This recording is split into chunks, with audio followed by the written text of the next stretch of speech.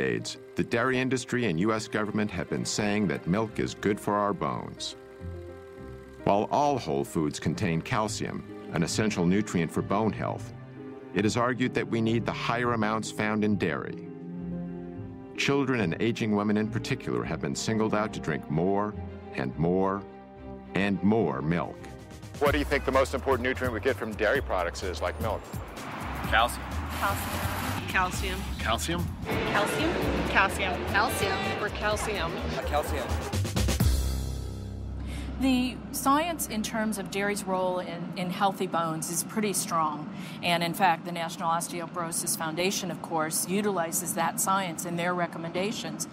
Osteoporosis is a degenerative bone disease, which has been widely linked to a lack of calcium. If this is true, nations with a high intake of dairy products, which are a major source of calcium in a westernized diet, should have low levels of osteoporosis. But according to a study done by a distinguished Harvard researcher, nations with high levels of calcium intake tend to have high levels of hip fractures, which is a key indicator for osteoporosis. And so, in fact, the higher the dairy consumption, the higher the rate of osteoporosis. Exactly the opposite of what the dairy industry has been telling us for so long. One of the primary mechanisms for that is that animal protein tends to create an acid-like condition in the body called metabolic acidosis.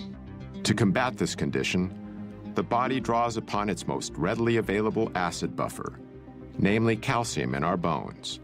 As the calcium is extracted to neutralize the excess acid, our bones are weakened.